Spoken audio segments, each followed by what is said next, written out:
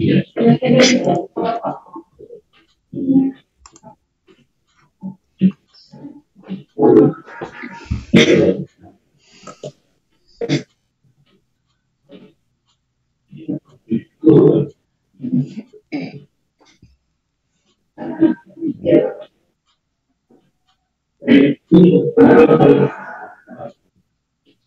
sambil nunggu temannya, sebentar lagi nih sudah ada nih. Sudah 25 ya, 25 dan 25. Baik, kita mulai aja kalau tinggal 3 orang ya. Baik, saya akan mencoba untuk memberikan materi. Suara saya jelas sekali ya? Jelas nggak nih? Sudah jelas belum? Cukup ya? Suara saya jelas ya? Oke, baik. Baik, kita mulai aja. Bismillahirrahmanirrahim. Assalamualaikum warahmatullahi wabarakatuh. Selamat siang, Bapak Ibu sekalian. Siang, Pak. Penjelasannya mengenai acara hari ini ada pembuatan tablet dengan metode pompa langsung ya. Kalau kemarin sudah kita bisa. Saya izin share materi dulu ya. Izin share materi dulu.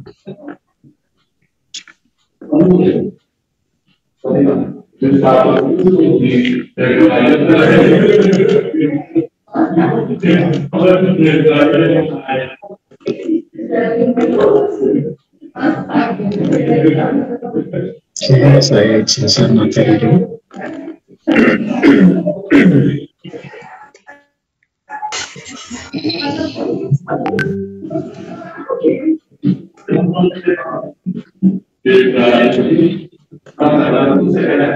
Baik, materinya sudah saya kirim di admin ya, sudah dibuka belum? Materi saya ini sudah saya share di admin ya, sudah masuk belum?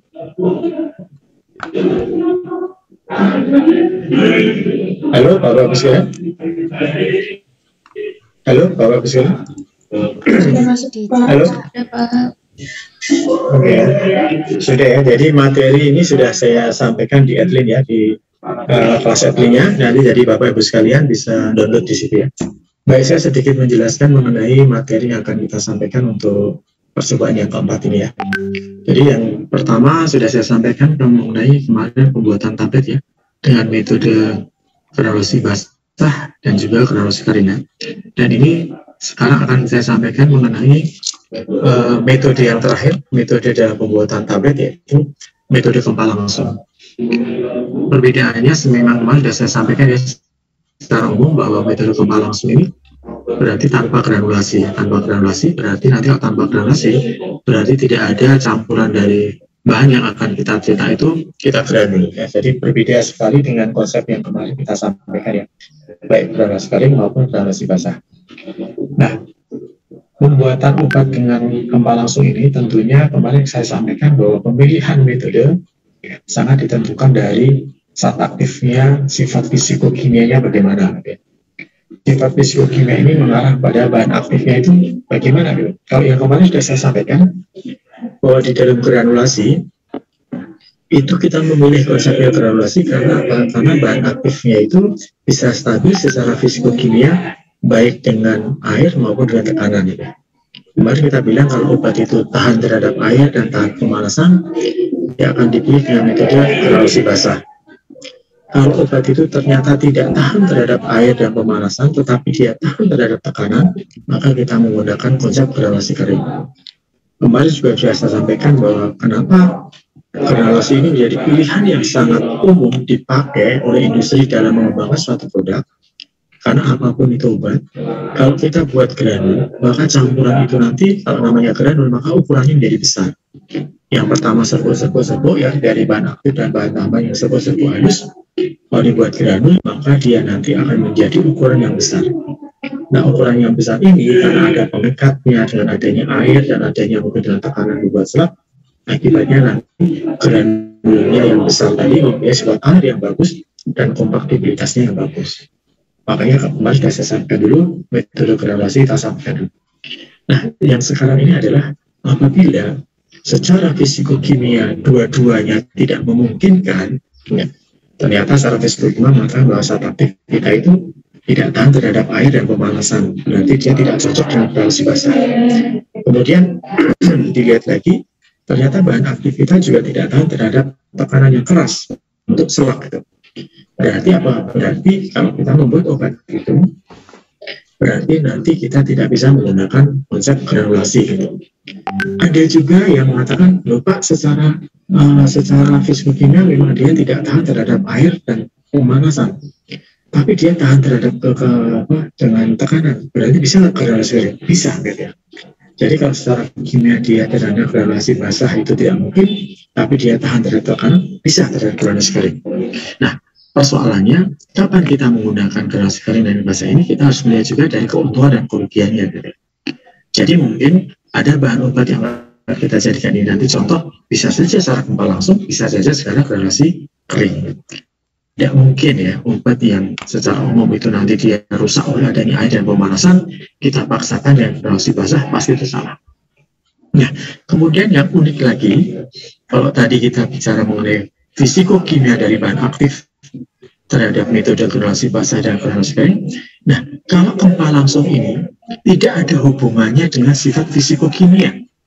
Kenapa? Karena dalam kempal langsung itu tidak ada namanya apa? Obat tahan terhadap panas, tidak harus obat tahan terhadap dengan adanya air. Ada di situ. Kemudian juga secara fisikokimia, bahan aktif tidak harus tahan terhadap tekanan, karena memang di situ tidak ada tekanan untuk membuat selak. Tekanan yang diberikan sini ada tekanan untuk membuat tablet. Itu pun bisa kita atur. Gitu. Nah, di dalam kempal langsung ini, keterbatasannya tadi adalah bukan secara fisikokimia, tetapi dia lebih mengarah ke dalam bentuk fisiknya dari bahan yang dicampur. Ya, apa itu? Ya, bentuk ukuran partikelnya, kemudian ukurannya bagaimana, itu nanti menentukan. Kenapa? Karena dalam kempal langsung, pembatasannya adalah hanya digunakan untuk bahan aktif atau obat yang sifat alir dan kompatibilitasnya yang baik. Jadi berbeda sekali prinsipnya dengan metode granulasi. Kalau granulasi itu harus memang tujuannya granulasi adalah memperbaiki sifat alir dan kompatibilitas. Kalau kempal langsung itu menjadi keterbatasannya. Jadi yang bisa digunakan untuk kempal langsung ini adalah obat yang mempunyai sifat alir dan kompatibilitasnya yang baik. Selama itu tidak bisa, maka harus kita buat harus bisa. Kalau kita melihat ternyata granulasi tidak bisa memungkinkan, maka obat itu harus bisa digunakan seperti itu. Nah, terus gimana teh? Kalau di dalam kempal langsung ada hubungannya dengan fisikokimia. Nah, tekniknya gimana? Ya, tekniknya adalah kita harus mencari bahan tambahan yang mampu memperbaiki sifat alir dari bahan aktifnya. Itu konsepnya yang harus Anda pahami. Mungkin nanti oleh Bu Siti, oleh Pak Widodo akan disampaikan dalam teorinya. Jadi, kempal langsung ini dari segi alatnya sangat simpel sekali ya. Tinggal Anda nyampur, langsung dicetak, jadi. Tetapi kalau granulasi yang kita sampaikan kemarin, bahwa harus ada dibuat granul dulu, kemudian di oven diayak. Kalau granulasi kering ya dibuat selak dulu, kemudian diayak. Oh, di sini nanti tidak ada proses-proses granulasi, jadi langsung dicampur, kemudian setelah dicampur langsung dicetak. Jadi, nah, skemanya kita lihat di sini ya, ada penimbangan, kemudian ada pencampuran ya. Nah, pencampuran di sini adalah pencampuran bahan-bahan di luar bahan pelicin, di luar lubrikan ya, di luar lubrikasi. Jadi kemarin kita bilang bahan pelicin itu ada 3 ya, ada lubrikan, ada glida, dan ada anti adheran. Ya. Nah, di sini nanti pencampuran yang Anda lihat di sini dalam skema itu ada pencampuran di luar bahan pelicin. Jadi bahan pelicin tidak boleh dicampur dengan bahan obatnya yang pertama, karena nanti apa tujuannya berbeda-beda. Ya, setelah dicampur apa yang dicampur ya, nanti setelah dicampur di situ sebelum ditambah pelicin maka diuji apa homogenitasnya, diuji sifat alirnya, kemudian diuji kompresibilitasnya. Tapi ada juga jurnal yang berberikan atau penelitian di mana sifat alir dan kompresibilitasnya diuji setelah ditambahkan pelicin atau lubrikasi. Tetapi kalau homogenitas hanya setelah pencampuran dari bahan aktif itu baru diuji homogenitas. Ya. Nah, jadi nanti kalau misalnya dalam tugas saudara ada jurnal yang bukan sifat alir dan uji kompatibilitasnya nanti pada setelah pencampuran, nanti jurnal kok ternyata ya sifat alir, kompresibilitas, ukuran partikel itu nanti dilakukan setelah ditambahkan pelicin, ya ada masalah. Jadi ada juga dosen yang memberikan kalau bisa itu nanti sebelum tambah pelicin itu. Tapi ada juga yang setelah tambah pelicin, ya ada masalah. Ya masalah. Secara prinsip tidak ada masalah. Yang harus menjadi masalah adalah dilarang pelicin itu ditambahkan dengan pencampuran bahan aktifnya dan harus homogen. Itu tidak boleh. Ya, kenapa? Karena pelicin ini nanti sifatnya adalah hidrofob. Sifatnya hidrofob, maka dia tidak boleh dicampur secara homogen. Nanti Bu Siti sama Pak Unto itu mungkin akan menjelaskan konsep itu sehingga nanti Bapak bisa paham mengenai itu. Ya, jadi kenapa yang pertama pencampurannya harus 15 menit atau 20 menit, kemudian pencampuran yang kedua ditambahkan pelicin itu tidak boleh lebih dari 5 menit ya. Di curah ada yang 2-3 menit, ada sampai 5 menit. Karena tujuannya yang pencampuran pertama itu ada untuk homogen, yang campuran lubrifikasi itu tidak boleh homogen. Setelah itu kemudian di tablet nanti dikemas dan dievaluasi gitu ya. Jadi nanti sama evaluasinya adalah evaluasi sebelum di granul, sebelum di tablet, yaitu ada sifat alir, homogenitas, kompaktibilitas. Kemudian setelah di tablet ya nanti ujinya sama ya, ada kekerasan, ada kerapuhan, ada waktu hancur, ada disolusi dan lain-lain. Jadi nanti Bapak Ibu sekalian bisa melihatnya dari konsepnya ini. Ya, ini adalah flowchart gempa langsung ya. Jadi sangat simpel sekali, sangat jelas sekali. Ya. Teorinya nanti tentunya bisa Anda lihat ya, keuntungan dan kerugiannya tidak saya sampaikan tadi ya. Di dalam gempa langsung tadi jelas ya. Itu nanti sangat mudah sekali dia akan memberikan keuntungan. Ya, keuntungannya sangat simpel, ya sangat praktis karena waktunya sangat cepat sekali dan itu nanti akan memberikan apa? Memberikan biaya lebih murah. Lebih murah dan biaya akan lebih mudah lagi akan didapatkan yang lebih simpel lagi ya, harganya akan menjadi lebih murah. Tentunya kerugiannya pasti ya, setiap ada keuntungan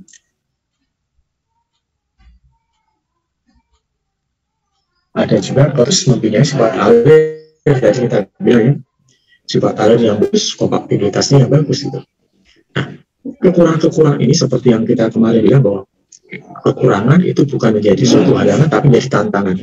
Nah biasanya kembali saya ingatkan penelitian teman-teman yang skripsi atau dalam jurnal itu kekurangan dari gempa langsung ini adalah dicarikan strateginya untuk memilih dari bahan tambahan, untuk memilih dari komposisi daripada formula yang untuk memperbaiki sifat alir dan kompaktibilitasnya.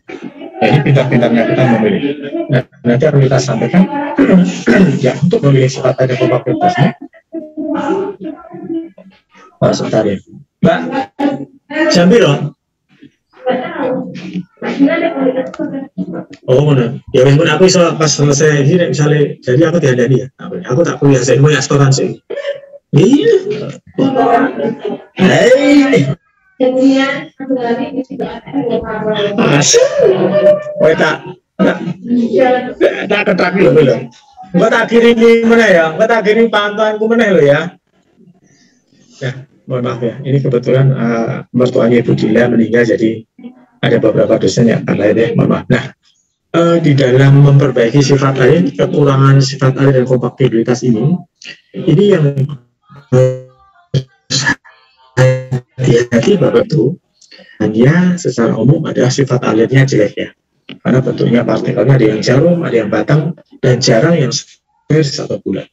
Nah, gimana strateginya di dalam mengurangi kekurangan terhadap gempa langsung ini biar sifat alirnya bagus, kompaktibilitasnya bagus? Maka Bapak Ibu harus bermain di formula, ditambahkan bahan-bahan tambahan yang mampu meningkatkan atau memperbaiki sifat alir dan kompaktibilitasnya. Kita kembali ke konsep awal bahwa tujuan granul tadi ya, kalau kita tanya granulasi. Granulasi itu tujuan dibuat granul ya, dari partikel yang lembut menjadi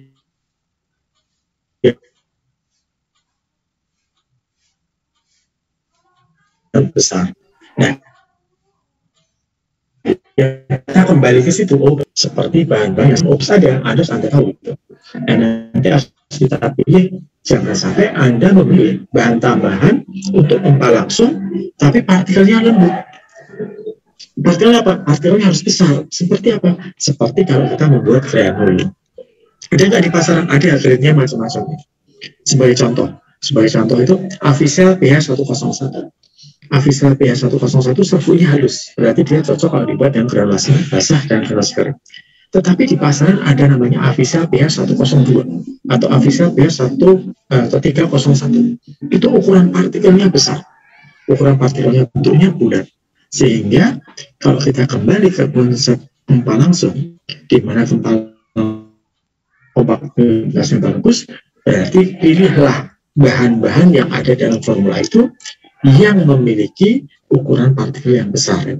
Sehingga kita memilih namanya Avisal pH 102 atau Avisal 301 atau laktosa supertep. Nah, ini nanti istilah-istilahnya nih Bapak Ibu sekalian mungkin akan muncul kalau nanti Anda akan mengembangkan suatu produk sediaan tablet. Nah, ini biasanya yang digunakan untuk penelitian dari kakak-kakak tingkat pada waktu Anda membuat sediaan. Kemudian homogenitas ya, warna sulit dicampur ya, karena kita hanya mencampur-campur dari bahan ya. Tadi kita langkahnya kan hanya Pak ditimbang itu dicampur ya, komoditas nggak dicampur, dilubrikasi kemudian dicetak. Campuran ini akan susah homogen ya. Kenapa? Karena partikelnya nanti beda-beda ukurannya ya, dari bahannya macam-macam ukurannya. Sehingga strategi gimana? Nanti kita buat dalam bentuk apa? Dalam bentuk ukuran yang seragam, kita blending dulu atau kita sieving. Jadi diayak dulu, diseragamkan ukurannya. Sehingga dengan seragam ukuran ini nanti harapannya nanti akan mendapatkan homogenitas yang bagus. Itu adalah beberapa teknik di dalam kita mengembangkan suatu produk kalau kita menggunakan yang gempa langsung. Jadi kesimpulan ini nanti mohon dicermati, nanti akan diulang oleh Bu Siti dan Bu Pak itu ya. Tapi jangan lupa nanti dalam post-test kita, di pretest kita, nanti hal-hal seperti ini akan saya keluarkan sehingga nanti Anda harus menjelaskan kenapa granulasi basah, kenapa granulasi kering, kenapa gempa langsung, dan bagaimana strategi yang untuk mengembangkan itu sudah saya jelaskan di sini. Gitu ya. Nah, di sini konsepnya nanti sudah saya sampaikan dan formula di dalam percobaannya. Nanti kita pakai model obat yang CTM ya, model obat CTM. CTM itu obat yang dosis kecil ya, dosis kecil 4 mg ya. Tadi kita bilang ya bahwa gempa langsung itu nanti harus sifat alirnya dan kompaktibilitasnya bagus ya, karena hanya dicampur kemudian di situ. Nah, kalau CTM aja bentuknya partikelnya itu ada seperti jarum ya, seperti jarum. Laktos juga lembut sekali, juga dia bentuknya juga seperti batang gitu ya. Kemudian isotop juga seperti batang. Nah, kalau itu kita campur maka tidak akan mengalir. Makanya gimana caranya? Kita menggunakan bahan tambahan yang bisa memperbaiki sifat alir dan kompatibilitas, dan dia mesti jumlahnya lebih banyak. Kenapa? Karena tujuannya biar sifat alirnya bagus. Di model ini, di dalam percobaan ini kita menggunakan Avisal pH 102. Jadi pH ini besar ya, bukan saman bukan ya, tapi P besar, H itu jenisnya. Itu sebanyak 70%, artinya dia lebih besar bobotnya karena dia sebagai filler binder ya. Jadi nanti dalam gempa langsung filler binder, pengisi dan pengikat. Nah, pengisi dan pengikat ini biasanya nanti sebagai apa? Sebagai Avisal pH 102 yang memperbaiki sifat alir dan aktivitasnya. Kemudian ada laktosa juga sebagai pengisi dengan 15%, kemudian penghancurnya isotop ada 5%, kemudian sebagai bleaching lubrikannya adalah MG-Stearat dan talc ya, masing-masing MG-Stearat 1% dan talcnya 2%. Nah, perhitungannya tentunya nanti sudah kita buat ya, ada perhitungan di sini, nanti ada hitung saja ya. Misalnya tiap tabletnya nanti kita buat CTM mengandung CTM 4 mg dan bobot tabletnya ada berat per tabletnya 100 mg. Masing-masing tablet itu mengandung CTM 4 mg buat sebanyak. Dan nanti tolong dihitung, ini hanya contoh saja, bisa ujian keluar atau post-test keluar Anda bisa menghitungnya ya, tinggal dikalikan saja seperti yang kemarin kita bilang. Jadi secara umum saja ya, jadi tidak ada fase luar, tidak ada fase dalam, tidak kelamaan, tapi konsepnya langsung aja. Kalau nanti 100 mg ya 70% ya berarti 70 gram, kalau laktosa 15 gram ya berarti 15 mg dan seterusnya. Kemudian prosedur pembuatannya juga sangat simpel ya. Yang pertama nanti CTM dan lainnya ditimbang, kemudian semua bahan ya kecuali yang Stearat dan talc ya. Kenapa? Ya karena ini lubrikasi ya. Tidak boleh pelicin ditambahkan dengan obatnya karena memang obatnya harus homogen, kalau pelicin tidak boleh homogen ya. Jadi semua bahan kecuali gliserat itu dicampur ya. Campur dulu menggunakan alat pencampur hingga homogen ya. Biasanya 15 menit. Saya 15 menit dicampur dengan misalnya 100 rpm selama 15 menit. Nah, kemudian setelah homogen baru ditambahkan dengan pelicin ya dia. Ini pelicinnya bukan berikan pelicin. Tadi Mg syaratnya 100% dan talaknya 2%. Kemudian setelah itu baru dicetak menjadi tablet. Menjadi tablet kemudian dilakukan evaluasi apa kekerasan, kerapuan, waktu aja.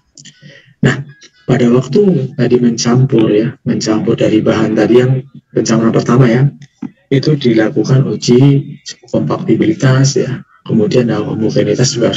Nah, setelah itu nanti kalau di dalam jurnal kok uji sifat valid dan kompatibilitas setelah ditambahkan pelicin ya tidak apa-apa. Nah, nggak apa-apa ya. Jadi jangan bingung, kok ini ditambahkan sebelum ditambahkan pelicin ya tidak apa-apa ya. Ada jurnal yang menggunakan itu, ada juga penelitian yang menggunakan itu. Kalau saya lebih sukanya memang ada setelah ditambahkan pelicin baru diuji sifat valid kompatibilitasnya gitu. Itu yang lebih bagus. Nah, itulah cara kerja yang kita berikan. Nah, sangat simpel sekali dan itu adalah beberapa teknik atau di dalam konsep pembuatan untuk gempa langsung. Harapannya nanti minggu depan, jadi minggu depan ya Bapak Saudara, nanti akan kita berikan, mungkin saya cari YouTube-nya, YouTube secara umum pembuatan korelasi basah, korelasi ringan gempa langsung ya. Saya akan mencari YouTube-nya. Kemudian kita nanti akan melakukan pretest ya, melakukan pretest untuk pertemuan kita minggu depan ya. Minggu depan nanti kita pretest. Jadi nanti pretestnya akan saya sampaikan di Google Classroom. Kemudian soal saya sampaikan di sana. Kemudian nanti ada tinggal menjawabnya di situ dan lebih nanti 30 menit ya. Jadi itu yang saya sampaikan untuk Bapak besar untuk materi kita hari ini ya. Mungkin kalau ada komentar silakan. Pak, izin bertanya tentang perhitungannya itu, Pak. Ya, silakan. Itu untuk perhitungan Avisel berarti 70% dikali 100 mg ya, Pak? Iya. Itu kan komposisi per tablet. Iya, Pak. Jadi CTM-nya kan ada 4% ya. Nah, terus pertanyaannya? Itu kan hasilnya terus gimana pertanyaannya? Gram ya, Pak. Terus dikali 300 tablet atau gimana, Pak? Kan itu targetnya buatnya 300 tablet. Ini itu kan CTM-nya 4 mg ya, 4 mg, kemudian Aviselnya kan 70% misalnya ya. Nah, sekarang kan Anda akan membuat tabletnya, beratnya kan 100 mg, betul ya? Iya, Pak. Betul ya? Nah, jadi kalau per tabletnya dibutuhkan Avisel berapa? Ya itu tinggal aja 70 per 100 dikalikan 100 mg, toh Pak? 70 kan satuannya itu kan iya 70 mili ya per 100 toh. Iya toh? Iya. Benar ya, terus dikalikan 100 mili. Kan begitu toh. Miligramnya kan bisa dicoret. Ya, dicoret kan bisa kan? Kan belum? Iya, Pak. Halo? Iya, Pak. Jadi ketemunya berapa? 70. Ya, ketemunya jadi berapa? Kalau 70% berarti ketemunya berapa? 70 mg. Ya, 70 mg ratusan. Ya, udah gitu. Nanti yang lainnya seperti itu contoh perhitungannya. Totalnya beratnya adalah 100 mg. Betul ya? Iya, Pak. Iya, oke. Sedang ya. Ya. Oke, ada lagi? Ada lagi pertanyaannya? Belum ada, Pak. Belum ada ya. Oke. Kalau tidak ada, saya akan mencoba untuk menyampaikan. Jadi, nanti tugas Bapak Ibu sekalian, sama dengan yang kemarin ya. Anda mencari di jurnal pembuatan tablet ya dengan metode gempa langsung. Anda bisa menggunakan bahan yang sintetis, bisa juga menggunakan bahan alam. Ya. Kemudian, bisa saja masing-masing menggunakan aktif yang sama, tapi dengan catatan jurnalnya harus berbeda. Itu yang kemarin kita sepakati ya. Kemudian sama dengan yang kemarin, nanti laporan itu harus Anda sampaikan sama ya, jadi H-1, jadi nanti hari Selasa jam 12 siang maksimal ya, walaupun Anda ngirim juga banyak yang telat, ya ada apa-apa gitu. Yang penting Anda sudah berusaha memenuhi sebelum kita praktek, Anda sudah mengirimkan laporan itu. Kemudian untuk pertemuan kita minggu depan, kita akan lakukan pretest ya, pretest materinya yang sudah kita sampaikan dari awal ya, ada uji granulasi, kemudian granulasi basah, granulasi kering, dan gempa langsung. Ya. Nah nanti mungkin akan dilakukan pretest 2 kali ya, 2 kali. Apabila nanti sedikit berbeda hasilnya juga kurang bagus ya, nanti kita akan ulang lagi untuk pretest berikutnya sampai nanti Anda mendapatkan nilai yang bagus. Baru kemudian nanti kita akan melakukan evaluasi terhadap pembuatan tablet yang lain ya, pengujian yang lain, terutama untuk penentuan pengaruh pemanasan, pengaruh oven terhadap uji mutu fisik tablet. Ya, jadi nanti minggu depan kita akan melakukan pretest awal, yaitu mengenai konsep granulasi dan juga dengan gempa langsung. Baik Bapak sekalian, ada yang ditanyakan untuk tugas minggu depan. Jadi apa yang sudah saya sampaikan tadi, tentunya nanti masing-masing kelompok akan mengirimkan ke Google Classroom yang sudah akan saya buat ya. Oke, ada komentar Bapak sekalian? Pak, izin bertanya Pak. Ada komentar? Pak. Ya silakan. Silakan. Untuk yang gempa langsung ini kan nggak perlu dibikin granul kan ya Pak? Iya silakan. Terus kalau untuk jurnalnya itu lebih fokus ke uji yang buat tablet atau harus tetap ada untuk yang uji buat mutu fisik granul itu Pak? Iya. Jadi kalau kita lihat di dalam materi yang saya sampaikan tadi, di skema tadi ya, di skema tadi kan kita akan mencoba kan melihatnya kan satu ditimbang terus dicampur ya. Setelah dicampur ada IPC itu, ada import sequence. Ya dari materi saya tadi lah. Coba saya lagi ya. Ya saya lagi, mohon maaf, izin share lagi. Saya izin share lagi ya. Oke, udah kelihatan belum materinya? Udah kelihatan belum? Materinya udah kelihatan belum? Sudah Pak. Halo, materinya udah kelihatan? Jadi pertanyaannya apakah diuji nggak seperti waktu kita granul ya? Kalau granul kan ada sifat alir, kompatibilitas, kemudian indeks pengetapan dan macam-macam. Ini dilakukan nggak di sini? Ya. Kita kembali lagi, coba lihat di IPCT. Setelah dicampur, kan ada uji. Ada uji apa? Uji sifat alir dan kompresibilitas. Ada ya situ ya? Ada tadi uji. Ya berarti tetap harus diuji. Walaupun Anda tidak melakukan proses granulasi, tapi harus dicek dulu ya, bisa mengalir apa tidak gitu. Semuanya harus begitu. Walaupun itu tidak ada penggranulasi, tapi tetap diuji sifat alir dan kompatibilitas. Padahal kan kita tahu di dalam gempa langsung kan memang pentingnya itu ada sifat alirnya dan kompatibilitasnya bagus gitu. Kalau granul itu sebenarnya nggak usah diuji, nggak masalah. Kenapa? Itu pasti bagus. Mau tujuan granulasi itu ada sifat alirnya bagus, kompatibilitasnya bagus. Nah kalau di sini mutlak itu harus dilakukan, ya. Harus dilakukan kompatibilitas. Jadi diuji ya, nanti diuji ya. Diusahakan nanti ada data di situ di dalam jurnal yang Anda cari. Pak, seandainya tidak ada, bagaimana Pak? Kalau memang tidak ada kan, toh nanti Anda mencantumkan jurnalnya ke laporan ya, nanti akan saya cek lagi. Kalau memang tidak ada ya tidak masalah, tapi intinya akan lebih bagus kalau nanti Anda mendapatkan jurnal yang itu dilakukan diuji, karena itu penting banget. Penting banget, dan itu mutlak. Ya, itu ya. Gimana? Baik, halo? Pak. Sudah jelas? Oke, yeah. Ini berarti Gimana? Untuk yang IPC pencetakan itu yang wajib ada kekerasan sama pemeriksaan bobot ya? Kalau kerapuhan gitu nggak usah ya Pak? Nggak harus ada. Kenapa? Penguji mutu fisik tablet itu ada kekerasan, kerapuhan, keseragaman bobot, keseragaman kadar, disiologi ada. Mau itu mutlak. Kalau nggak ada kenapa? Kalau tidak ada kenapa? Alasannya? Itu Pak ada yang nggak dibahas gitu Pak tadi nemu di jurnal. Oh ya, oke. Oh saya menjelaskan kalau bisa mungkin kalau lengkapnya seperti itu ya. Tapi kalau sudah dilakukan ya monggo. Tapi kan nanti Anda tampilkan ya di jurnal. Tapi intinya saya sampaikan itu wajib digunakan. Maksudnya begini, besok kalau Anda skripsi menggunakan tablet ini, itu harus dilakukan semua. Ya, dilakukan semua. Jadi untuk nanti skripsi Anda harus dilakukan semua. Apa kekerasan, kerapuhan, waktu hancur, disolusi, keserakaman bobot dilakukan. Ya. Kalaupun toh jurnal tidak ada, tapi secara umum harus saya sampaikan itu penting sekali. Ya nanti kalau Anda mendapatkan jurnal yang tidak lengkap ya tidak apa-apa. Ya. Tapi diusahakan coba cari yang lengkap dulu. Kalau tidak ada ya tidak apa-apa. Nanti Anda tampilkan di laporannya kan ada tampilkan jurnalnya seperti apa. Nanti kan saya buka juga. Itu ya. Baik Pak, terima kasih. Itu ya. Iya Pak. Ya. Oke. Baik. Ada lagi yang ditanyakan? Saya stop share ya.